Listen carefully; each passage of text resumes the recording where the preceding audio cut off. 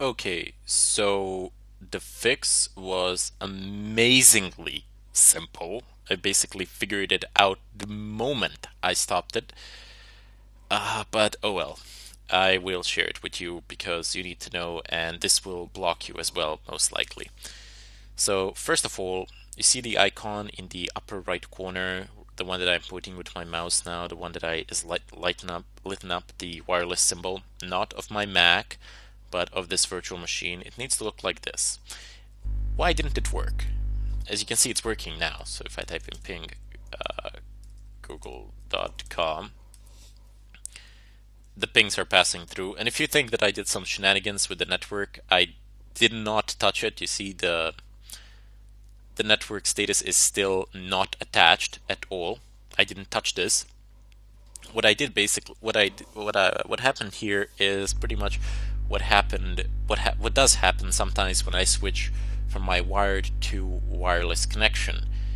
Uh, it basically keeps on using the wired interface even though there is no connection on it, and it doesn't know that I've disconnected it or something like that. It still sticks to the IP there and it attempts to send packets through that interface, but it simply cannot. It's not possible.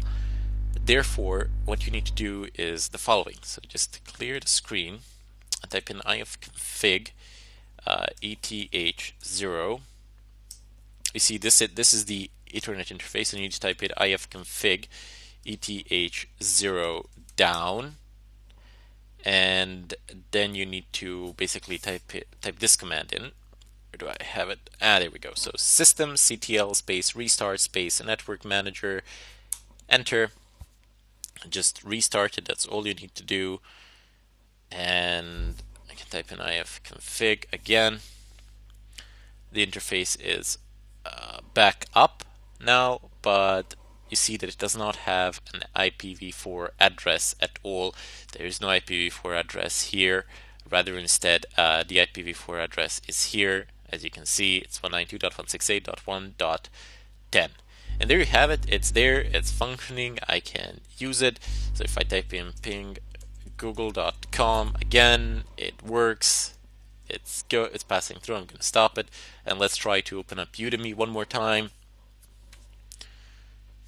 There we go. I'm not using my Mac connection at all here. I can actually turn the Wi-Fi off on my Mac, and I am still going to be able to do this.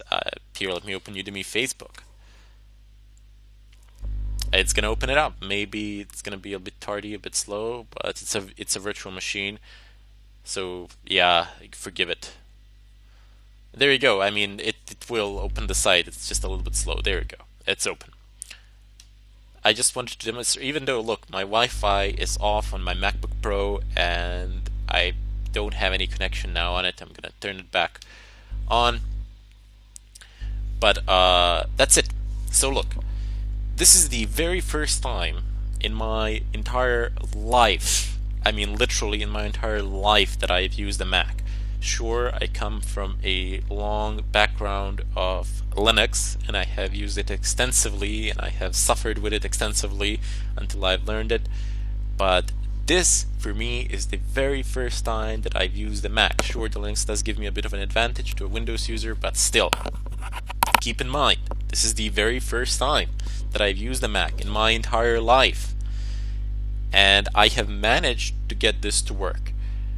This was the first try in front of everybody live. As you saw, I encountered stupid problems. I encountered stupid errors. None of them were too complicated or complex, but they were just kind of stupid. I mean, I didn't know how to unzip a file on a Mac. Basically, it was that stupid. So I went onto the net and I researched for Homebrew, and I figured out that there is something called Homebrew and there's Mac ports, and I've researched extensively on Stack Overflow, on Buffer Overflow, actually Stack Overflow.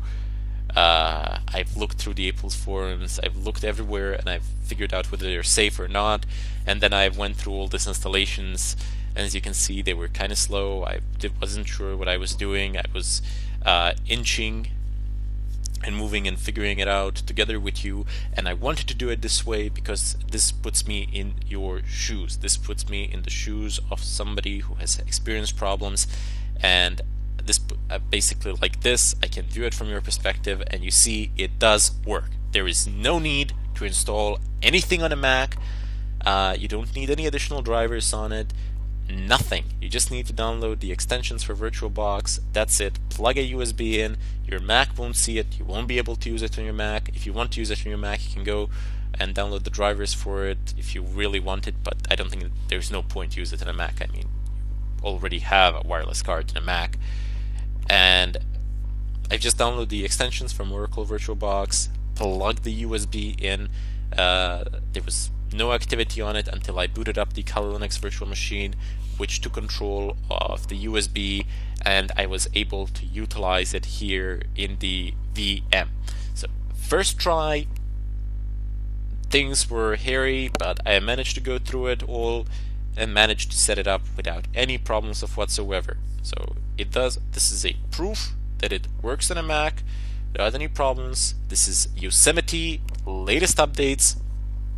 Sure, the Mac is a little bit old, it's 2011, but it's running Yosemite on latest updates, and basically there's not that much different from Mac from 2015. I mean, sure, you have a better display, but that doesn't affect your USB.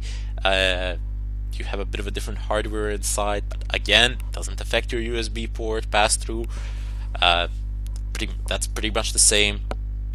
Maybe the only thing that can be different from this Mac and from the one in 2015 is that one that was produced in 2015 will be a lot faster than this one, perhaps due to flash storage and perhaps a better processor, better RAM, and so on and so forth. If you have any questions, if you get stuck anywhere along the way, you are of course free to post your questions in the discussion section. I, as always, will be more than happy to help you all out as much as I can. But the very first thing that I would advise you to do is to actually just take a deep breath, walk away from your computer, come back, take a look at the lecture one more time, slowly see what I've done. I haven't skipped any of the steps. I at least hope that I didn't, and try to redo the process. Also, there are many forums that are your friends. You can go to Apple forums, you can go to Linux forums.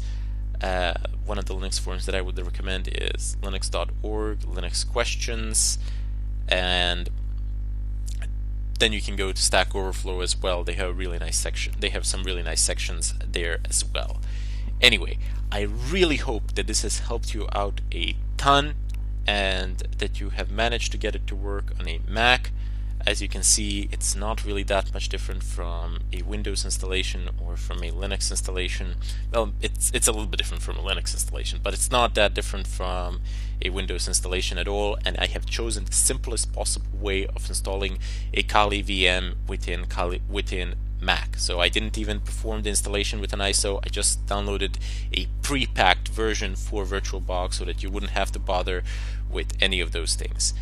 I bid you all farewell, and let me know in the discussions what you think of this. Was this helpful, and would you like to see more videos in regard to Mac, and what sort of videos would you like to see with Mac? Anything that's doable or that makes sense, I will take into consideration and perhaps try to do.